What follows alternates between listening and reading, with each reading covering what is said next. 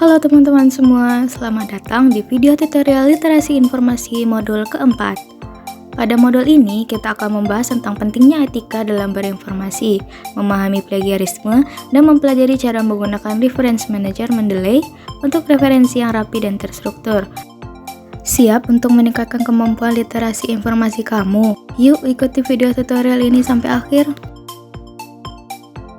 Informasi adalah harta karun yang berharga, dan seperti harta karun lainnya, informasi harus digunakan dengan bijak dan bertanggung jawab. Di era digital ini, kita dibanjiri dengan informasi dari berbagai sumber dan penting bagi kita untuk dapat memilah dan memilih informasi yang akurat, terpercaya, dan bermanfaat. Contoh etika penggunaan informasi yaitu yang pertama, verifikasi, selalu periksa sumber informasi sebelum membagikannya. Yang kedua, citasi, berikan kredit kepada sumber informasi yang digunakan. Yang ketiga, perlindungan data, jaga kerahasiaan data pribadi dan orang lain. Yang terakhir, berpikir kritis, jangan mudah termakan hoaks dan informasi menyesatkan.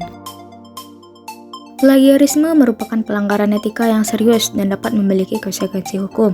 Menurut Permenpan Nomor 17 Tahun 2010, plagiat adalah perbuatan secara sengaja atau tidak sengaja dalam memperoleh atau mencoba memperoleh kredit atau nilai untuk semua karya ilmiah dengan mengutip sebagian atau seluruh karya dan atau karya ilmiah pihak lain yang diakui sebagai karya ilmiahnya tanpa menyatakan sumber secara tepat dan memadai. Kemudian menurut Kamus Besar Bahasa Indonesia, plagiarisme merupakan tindakan penjiplakan yang melanggar hak cipta.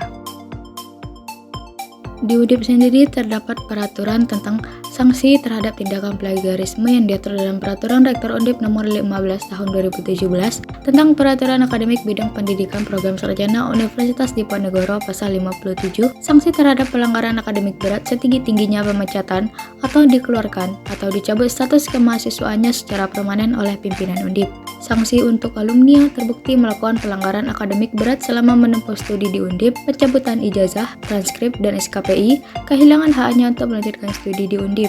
Sanksi terhadap dosen atau tenaga administrasi yang terlibat dalam pelanggaran akademik ditetapkan berdasarkan peraturan perundang-undangan yang berlaku.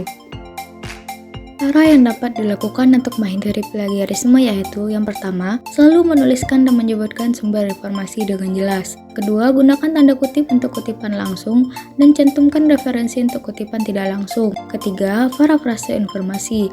Jangan hanya mengcopy-paste teks dari sumber lain, tapi lakukan parafrase dengan kalimat sendiri atau juga bisa menggunakan bantuan AI.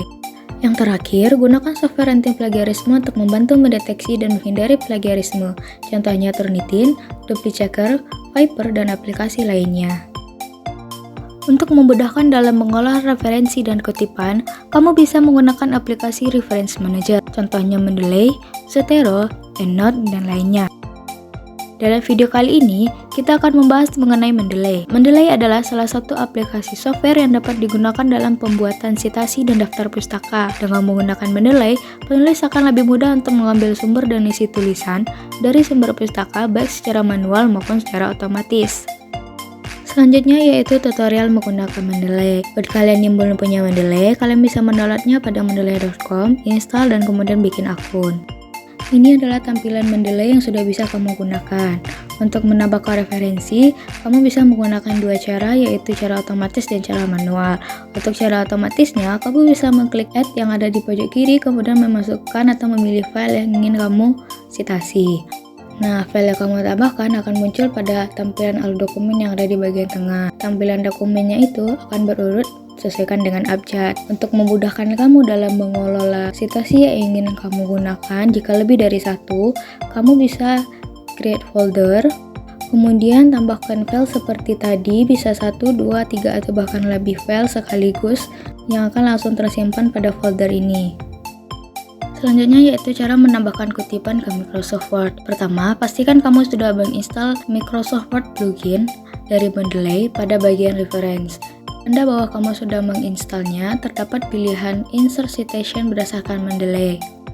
Untuk membuat citasi, kamu bisa mengklik Insert Citation, kemudian go to Mendeley, kemudian pilih file yang ingin kamu citasi, klik, kemudian klik tombol Cite pada bagian atas. Lakukan hal yang sama pada seluruh file atau dokumen yang ingin kamu citasi. Kemudian, untuk memunculkan daftar pustaka secara otomatis, kamu dapat mengklik insert bibliografi. Oke teman-teman semuanya, kita sudah sampai nih di penghujung video tutorial literasi informasi modul keempat. Semoga informasi yang disampaikan bermanfaat untuk meningkatkan pemahaman tentang etika penggunaan informasi, plagiarisme, dan penggunaan referensi manajer menilai. Ingat, informasi adalah harta karun.